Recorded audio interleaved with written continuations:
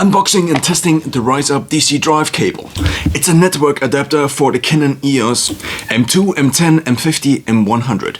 This means you can take a cable and you can then take out the battery, and you can use the Canon as a webcam or just as a standalone camera with a constant power supply. And so you take out this one and you ideally then replace it with a dummy that comes with a cable. So let's unbox this whole thing. It cost about 19 euros, I think, about 22, 20 or 19 euros. So it comes in a slide box, apparently, which I cannot get open. So here is the package up close, and here are the stats up close. We will go through them after we open up the package and already test it out, because this way you might already get the thing you actually wanted to see a little bit earlier. So now we have the adapter here. We also have a short product manual, which tells us probably to plug the adapter in. So what I've noticed on the Canon EOS M50 is that there apparently already is this hole here.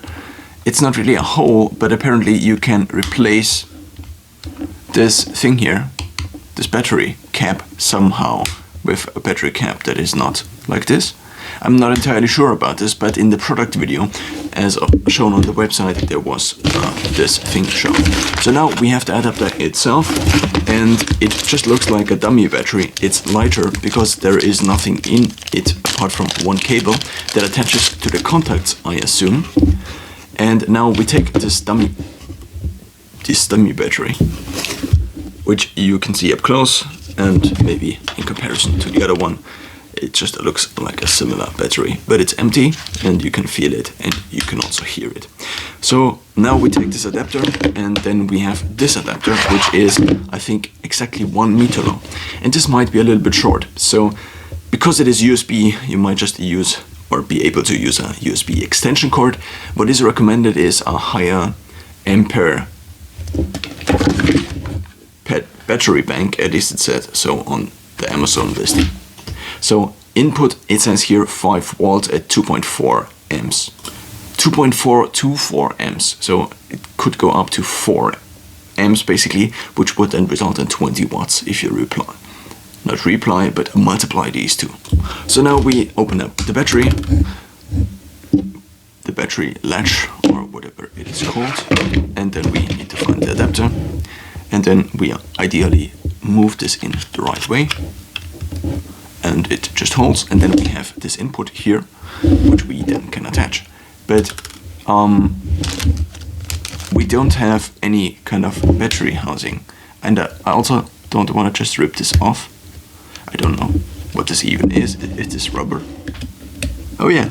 So as assumed, I can just take this off. This is rubber, and now we can take this, and there is this hole down here. I don't know if I probably should not try to rip it off. Maybe, oh yeah, you can move it aside, which is nice, and maybe also to the other side. I don't know if it's, I mean, it probably is supposed to be like this, but the question is, where is the ideal position where this doesn't get hurt? Nonetheless, now it seems to be made for exactly this specific situation, for a dummy battery adapter. So now we take this cable and let's see if this properly, yes, it properly fits in. Another benefit of this cable specifically is that it goes to the side. So if you have mounted it on some tripod, then it goes to the side and not onto the tripod itself. Now also, I looked at a few other adapters, and specifically with this one, the adapter itself, so the DC converter, AC to DC, seemed to be a little bit on the smaller side, even though I'm not entirely sure why there needs to be a DC converter in there.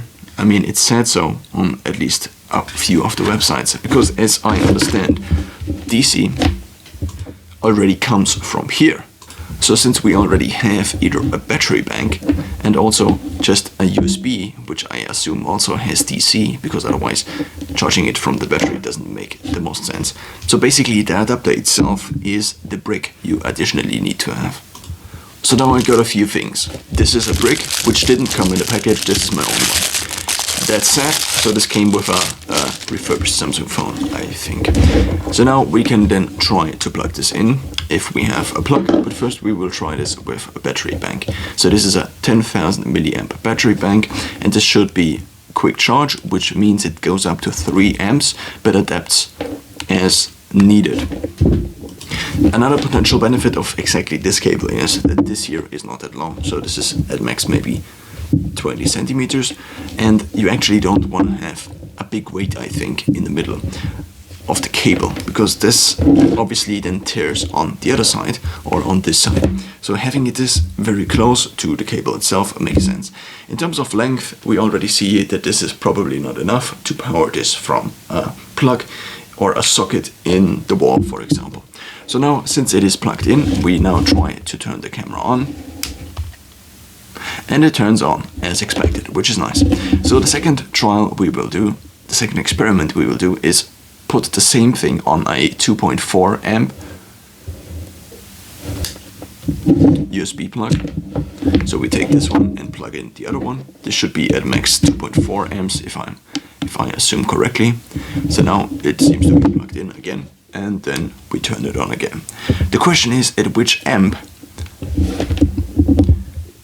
so at which current the camera itself doesn't function anymore, and if this causes any lasting damage to the camera itself.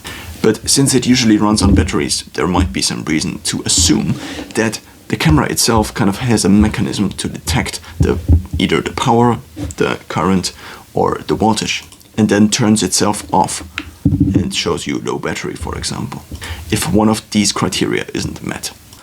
So it seems to work quite fine from the battery bank, so I don't know if I can do or test anything else with the battery bank. I think not. I do think I can test something else, and this is using extension cords. Since the cable is that short, I need an extension cord anyway. I do have this one, which is from my best USB hub, I think. So this is a USB hub that has multiple, that is basically a multiplier with, I think, 5 or more. And so now we also just try to see what happens if we just plug this out, because this might be something that will happen eventually, and then we can test it anyway. So the camera, as expected, just turns off. I don't know if there will be lasting damage, but let's just take this here and again plug it in to the lower current port. And now the camera was still turned on, and now we try to turn it on again, and it does turn on indeed. So presumably, if we then again turn it to the higher voltage port, not voltage, but current port, then it also turns on, which is nice. I don't know if the camera uses more or less wattage, which is performance, in different modes. So if you zoom a little, or if you put on the display, for example, let's just click on menu. Oh, it actually wants me to set the time zone. Now, I don't know if this was also there before, possibly, but this might be something to be aware of. Every time the power turns off, unexpected from the camera side, not from the camera side, but from the battery side, and maybe just the power goes off when you have something like this connected, and the battery bank dies, for example, then you might have to be willing to put in the date and time again. Which I just did, and now it works fine again.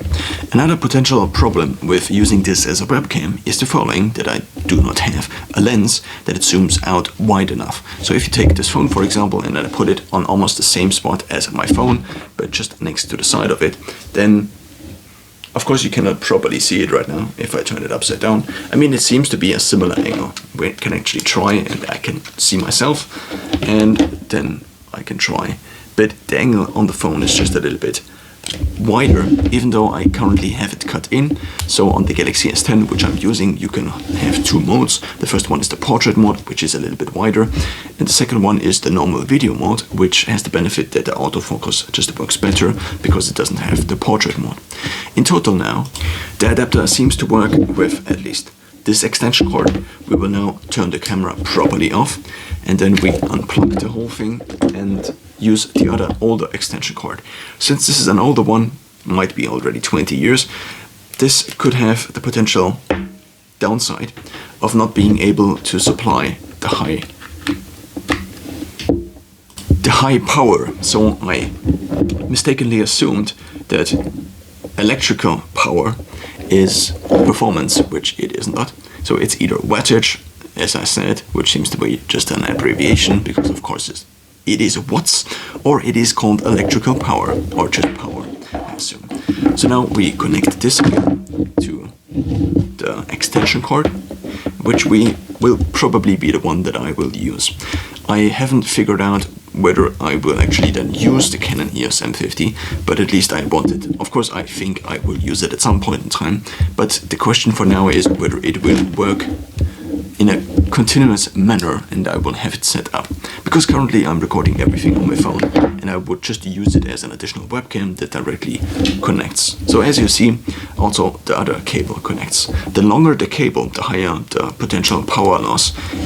I don't know what exactly causes the power loss. I cannot properly think of my physics classes at school or university that good of anymore. But the longer the cable, the higher the loss of electrical energy, you could say. If I remember correctly, the resistance of the cable is higher the longer the cable is, so therefore there is just less power transferred through due to the higher resistance. And this seems to be somehow correlated with voltage, because normal electrical grids have these higher voltage systems which transfer the energy from the supplier to the demand. Now, using my super new setup where I can actually turn my phone kind of in my set, and ideally conveniently just turn the whole thing around, even if it is just connected to the microphone in a physical manner. So now zooming out a little, this would be the back, and it just currently doesn't hold. This is also my microphone arm, and I figured I could use the camera somewhere in this corner. I'm not entirely sure, and I also, as said or stated, do not have a good position yet. So one position would potentially be here and here. So the question is obviously, how do I want to have it set up? Do I just want to have it set up as a zoom camera or also as a recording camera? The benefit of having it set up as a recording camera also would be that I could record from my computer. So my computer would be running and I would start, press and play on my computer, and then I could record videos, which would probably be the better way, because I could record directly onto my hard drives compared to now recording onto my phone usually, and then I transfer the files from my phone to my computer, which is not the most efficient process. So as using it as a webcam, I already figured I could potentially turn my phone again and show you my setup here, and theoretically I figured I could use this camera up here, and then I would have at least a professional webcam. Now the problem with this is that the current lens I'm using, which is an 18-135, as you cannot see, but now you can possibly see it, and this 18-135 multiplied by the crop factor we have on these smaller cameras. So we multiplied with the APS-C sensor here, which is 1.6, and then we have 18 multiplied by 18, which is an equivalent of, let's just calculate, of 28.8. So as a basic rule, once that 20 millimeters on a normal sensor, so a full format sensor, would be equivalent to the human eye, so therefore 28 is a little bit zoomed in. Also, I would need more of a zoom lens. I do have a very cheap, so comparatively cheap, 50 euros Logitech camera, a webcam, but it doesn't look that great.